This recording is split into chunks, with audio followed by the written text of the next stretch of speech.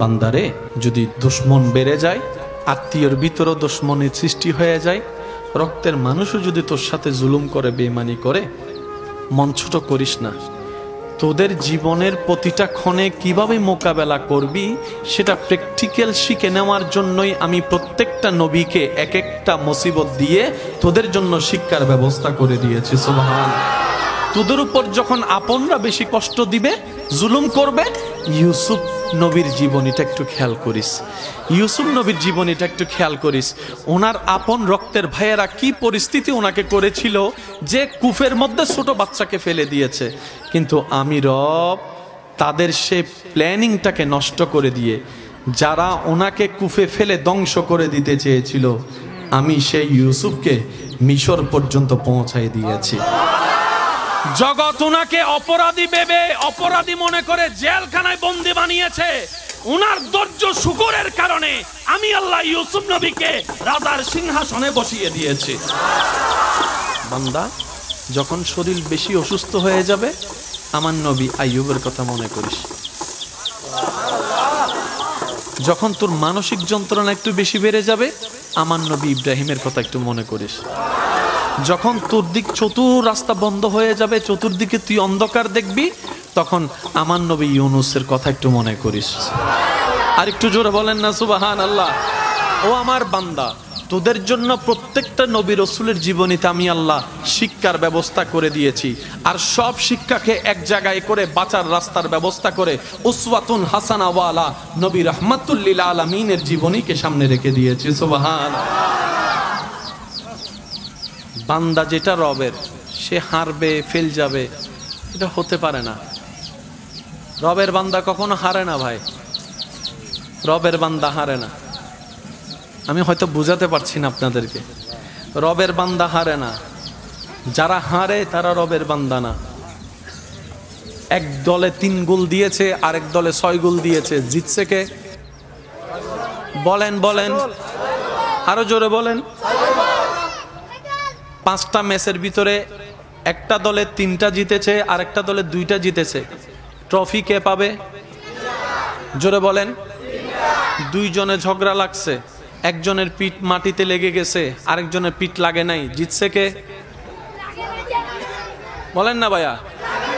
যে লাগে নাই তারই জয়, যার পিঠ লাগে নাই তারই হাত উঁচা, যার পিঠ লাগে নাই তারই মাথা উঁচা, যার পিঠ লাগে নাই তার কাছেই তো ট্রফি, যার পিঠ লাগে নাই তার নামেই তো স্লোগান, যার পিঠ লাগে নাই তার নামেই তো বাবা, যার পিঠ লাগে নাই তার জন্যই তো স্বর্ণ মুদ্রা। কিন্তু কারবালার ময়দানে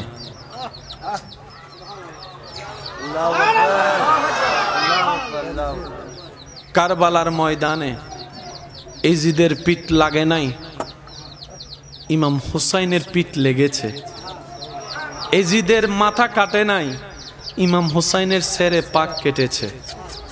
কিন্তু যখন ইমাম হুসাইনের সে সেরে পাক নিয়ে আসছে পথের মধ্যে, তারা রাখবে কোথায়? জগৎকে তো দেখাইতে হবে, কারণ তারা একটা মিথ্যা প্রপাগান্ডা চালিয়েছিল তখন। সেটা কি? দেশদ্রোহীর সাথে যুদ্ধ বলে একটা প্রপাগান্ডা চালিয়েছিল। কারণ তারা জানে যদি ইমাম হুসাইনের নামটা জানা হয়ে যায়, তাদের কারো অস্তিত্ব রাখবে না, সবাই মিলে ইমাম হুসাইনের পক্ষে চলে যাবে। এটা তাদের জানা ছিল, নামটা তারা ভিন্ন করে দিয়েছে। এখন জগৎকে দেখানোর জন্য কি করবে? একজন বলে যে একটা কাজ করো, যে মাথাটা কেটেছি আমরা সেটা ওই বর্ষার মধ্যে ঢুকাই দিই। বর্ষার মধ্যে যখন ঢুকাই দিব, দূর থেকে মানুষ দেখবে। এবার বর্ষার মধ্যে ওনারা অপমান করার জন্য মাথাটাকে ঢুকাই দিল, তীরের আগায় করতে ওই লাঠিটা উপরে নিয়ে গেল। যারা হত্যা করেছে সবার মাথা নিচে, যাকে শহীদ করেছে ওনার মাথা সবার উপরে। সমঝা করো ইয়ার, সমঝা করো। চাইছে মাথাটা নিচু করতে, রবের মর্জি।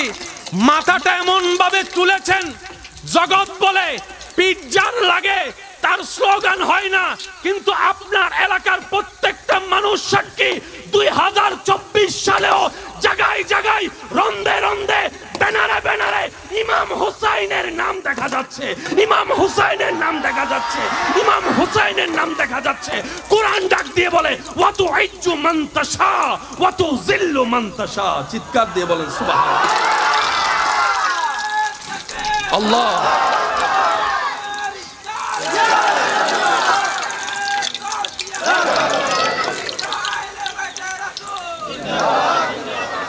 মনে রাখবেন ভাইয়েরা, সব হারা হারা হয় না।